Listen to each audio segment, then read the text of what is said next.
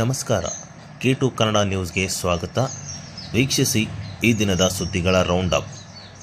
ಈ ಪತ್ರಿಕಾಗೋಷ್ಠಿ ಕರೆದಿರ್ತಕ್ಕಂಥ ಉದ್ದೇಶ ತಮಗೆಲ್ಲ ಗೊತ್ತಿರೋ ಹಾಗೆ ಮಹಾತ್ಮ ಗಾಂಧಿ ಅಧ್ಯಕ್ಷತೆ ವಹಿಸಿದ 1924ರ ಬೆಳಗಾವಿ ಸಮಾವೇಶಕ್ಕೆ 100 ವರ್ಷ ಪೂರೈಸಿದ ಹಿನ್ನೆಲೆಯಲ್ಲಿ ಕಾಂಗ್ರೆಸ್ ಪಕ್ಷ ಜೈ ಬಾಬು ಜೈ ಭೀಮ ಜೈ ಸಂವಿಧಾನ ಎಂಬ ರಾಷ್ಟ್ರೀಯ ಮಟ್ಟದ ಸಮಾವೇಶವನ್ನು ಬೆಳಗಾವಿಯಲ್ಲಿ ದಿನಾಂಕ 21ರಂದು ಮಂಗಳವಾರ ಆಯೋಜಿಸಲಾಗಿದೆ.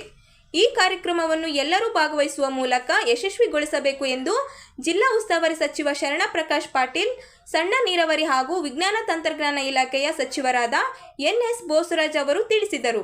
ಜಿಲ್ಲಾ ಕಾಂಗ್ರೆಸ್ ಕಾರ್ಯಾಲಯದಲ್ಲಿ ಕಾಂಗ್ರೆಸ್ ಸಮಾವೇಶದ ಪೂರ್ವಭಾವಿಯಾಗಿ ಕರೆದಿದ್ದ ಪಕ್ಷದ ಮುಖಂಡರ ಸಭೆಯಲ್ಲಿ ಭಾಗವಹಿಸಿ ಮಾತನಾಡಿದರು.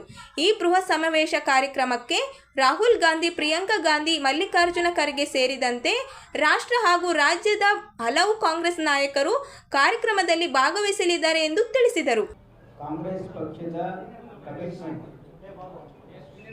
ಮಹಾತ್ಮ ಗಾಂಧಿಯವರ ಆದರ್ಶ ಮತ್ತು ಮಹಾತ್ಮ ಗಾಂಧಿಯವರು ನಡೆದು ಬಂದಿರತಕ್ಕಂಥ ದಾರಿಯಲ್ಲೇ ಕಾಂಗ್ರೆಸ್ ಪಕ್ಷ ಸದಾ ನಡೀತದೆ ಅಂತಕ್ಕಂಥ ಒಂದು ಸಂಕಲ್ಪ ಮತ್ತು ಇಡೀ ದೇಶಕ್ಕೆ ಮಹಾತ್ಮ ಗಾಂಧೀಜಿಯವರ ಏನು ಸತ್ಯ ಅಹಿಂಸೆಯ ಸಂದೇಶ ಇವತ್ತೇನು ಈಗಲೂ ಕೂಡ ಕಾಂಗ್ರೆಸ್ ಪಕ್ಷ ತತ್ವದ ಮೇಲೆ ನಾವು ಬದ್ಧರಾಗಿದ್ದೀವಿ ಅಂತಕ್ಕಂಥ ಸಂದೇಶ ಮತ್ತು ನಮ್ಮ ಒಂದು ವೈಭವ.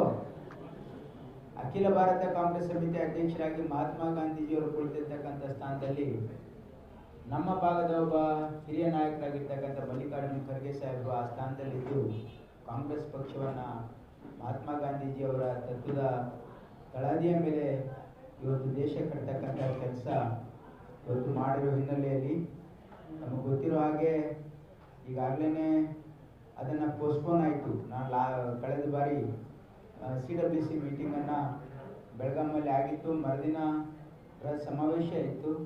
ಆದರೆ ನಮ್ಮ ದೇಶದ ಮಾಜಿ ಪ್ರಧಾನಿ ಮನಮೋಹನ್ ಸಿಂಗ್ ಅವರ ನಿಧನದಿಂದ ಅವತ್ತು ನಾವು ಅದು ಪ್ರೋಗ್ರಾಮನ್ನು ಪೋಸ್ಟ್ಪೋನ್ ಮಾಡಿದ್ವಿ. 21ನೇ ತಾರೀಕು ರಾಜ್ಯಾದ್ಯಂತ ಇವತ್ತು ಪ್ರಮುಖ ನಾಯಕರು ಅಲ್ಲಿ ಸುತ್ತಮುತ್ತಲಿನ ಜಿಲ್ಲೆಗಳಿಂದ ದೊಡ್ಡ ಪ್ರಮಾಣದಲ್ಲಿ ಕಾರ್ಯಕರ್ತರು ಮತ್ತು ಇಡೀ ರಾಜ್ಯದಿಂದ ಪ್ರತಿ ಮತಕ್ಷೇತ್ರಕ್ಕೆ ಕನಿಷ್ಠ 100 ಜನ ಪ್ರಮುಖ ನಾಯಕರು ಈ ಕಾರ್ಯಕ್ರಮದಲ್ಲಿ ಪಾಲ್ಗೊಳ್ಳಲಿದ್ದಾರೆ. ಇದೊಂದು ಐತಿಹಾಸಿಕ ಕಾರ್ಯಕ್ರಮ ಇದೆ. ಈ ಕಾರ್ಯಕ್ರಮದಲ್ಲಿ ಕಾಂಗ್ರೆಸ್ ಪಕ್ಷ ಯಾವತ್ತೂ ಕೂಡ ಈ ದೇಶದ ಜನರ ಹಿತಕ್ಕಾಗಿ ಮತ್ತು ಮಹಾತ್ಮ ಗಾಂಧೀಜಿಯವರ ತತ್ವದಲ್ಲಿ ಸದಾ ಕಾಂಗ್ರೆಸ್ ಪಕ್ಷ ನಡೆಯಲಿದೆ ಅಂತಕ್ಕಂಥ ಒಂದು ಸಂದೇಶವನ್ನು ಇವತ್ತು ಆ ಒಂದು ಕಾರ್ಯಕ್ರಮದ ಮುಖಾಂತರ ನಮ್ಮ AICC ಅಧ್ಯಕ್ಷರಾಗಿರ್ತಕ್ಕಂಥ ಮಲ್ಲಿಕಾರ್ಜುನ ಖರ್ಗೆಜಿಯವರು ಮತ್ತು AICCಯ ಮಾಜಿ ಅಧ್ಯಕ್ಷರು ಮತ್ತು ಲೋಕಸಭೆಯಲ್ಲಿ ವಿರೋಧ ಪಕ್ಷದ ನಾಯಕರಾಗಿರ್ತಕ್ಕಂಥ ರಾಹುಲ್ ಗಾಂಧೀಜಿಯವರು ಮತ್ತು ಮಾನ್ಯ ಮುಖ್ಯಮಂತ್ರಿಗಳಾಗಿರ್ತಕ್ಕಂಥ ಸಿದ್ದರಾಮಯ್ಯನವರು, KPCC ಅಧ್ಯಕ್ಷರಾಗಿರ್ತಕ್ಕಂಥ DK ಶಿವಕುಮಾರ್ ಅವರು ಮತ್ತು ಅನೇಕ ನಾಯಕರು ಈ ಒಂದು ಕಾರ್ಯಕ್ರಮದಲ್ಲಿ ಪಾಲ್ಗೊಳ್ತಾ ಇದ್ದಾರೆ. ಲಾಸ್ಟ್ ಟೈಮ್ ಒಂದು ಕೋಟಿ 4 ಲಕ್ಷ ರೂಪಾಯಿ ಕೊಡ್ತೀನಿ, ಪಕ್ಕದಲ್ಲಿ ಬಿಲ್ಡಿಂಗ್ ಆಗಿದೆ, ಮತ್ತೆ ಅನುದಾನ ಪ್ರಯತ್ನ ಮಾಡ್ತಾ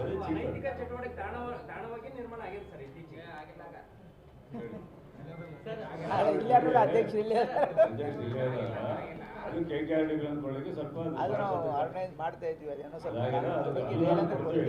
ಏನೇ ಕೊಟ್ಟರು ಅದು ಕಾಂಗ್ರೆಸ್ ಸರ್ಕಾರ ಕಾಂಗ್ರೆಸ್ನವರು ಮಂತ್ರಿಗಳಿಗೆ ತಂದ ಸಂದರ್ಭದಲ್ಲಿ ರಾಯಚೂರು ಜಿಲ್ಲೆಗೆ ಸಿಕ್ಕಿದೆ. ಹಾಗಾಗಿ ನೀವು ಅಭಿನಂದಿಸಬೇಕು ಕಾಂಗ್ರೆಸ್ ಸರ್ಕಾರ. ನಿಮ್ಮ ಹೆಸರಿನಲ್ಲಿ ರಸ್ತೆ ಆಗ್ಬೇಕು ಅಂತ ಒತ್ತಾಯ ಮಾಡಿ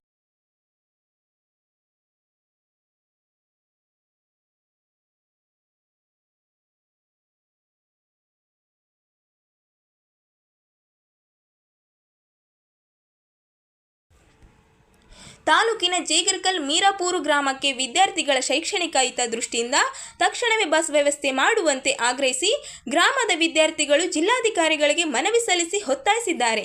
ತಾಲೂಕಿನ ಜೇಗರ್ಕಲ್ ಮೀರಾಪೂರು ಗ್ರಾಮದಲ್ಲಿ ರಸ್ತೆ ಹದಗೆಟ್ಟಿರುವ ಕಾರಣ ಬಸ್ ಬರುತ್ತಿಲ್ಲ. ಇದರಿಂದ ಶಾಲಾ ಕಾಲೇಜು ವಿದ್ಯಾರ್ಥಿಗಳಿಗೆ ತೀವ್ರ ತೊಂದರೆಯಾಗುತ್ತಿದೆ ಎಂದು ಆಕ್ರೋಶ ವ್ಯಕ್ತಪಡಿಸಿದರು. ಈ ಹಿಂದೆ ಗ್ರಾಮಕ್ಕೆ ಬಸ್ ಬರುತ್ತಿತ್ತು, ಆದರೆ ಗ್ರಾಮದ ರಸ್ತೆ ಸಂಪೂರ್ಣ ಹದಗೆಟ್ಟಿರುವ ಪರಿಣಾಮ 1 ವಾರದಿಂದ ಬಸ್ ಬರುತ್ತಿಲ್ಲ ಎಂದು ದೂರಿದರು.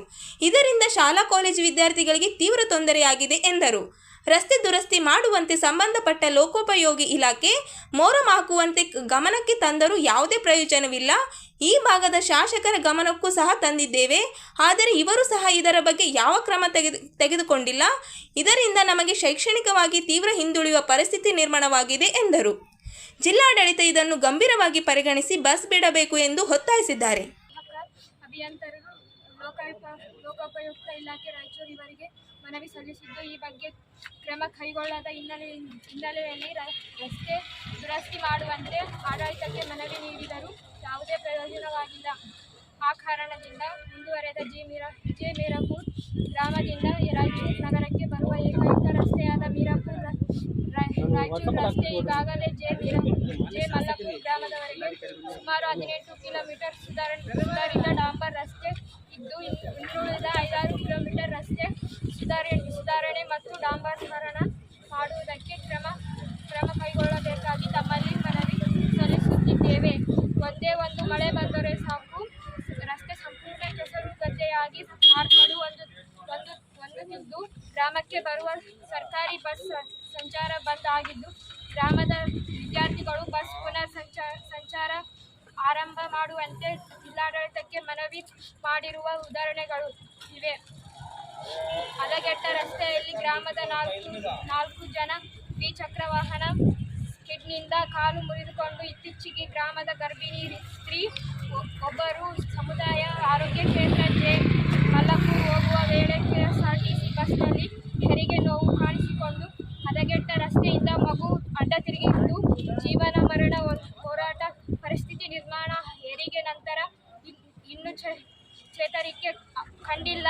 ಇತ್ತೀಚೆಗೆ ಹತ್ತಿ ತುಂಬಿದ ಟ್ರ್ಯಾಕ್ಟರ್ ಪಲ್ಟಿಗೊಂಡು ಚಾಲಕ ಸೇರಿ 5-6 ಜನ ಯುವಕರು ಪ್ರಾಣಾಪಾಯದಿಂದ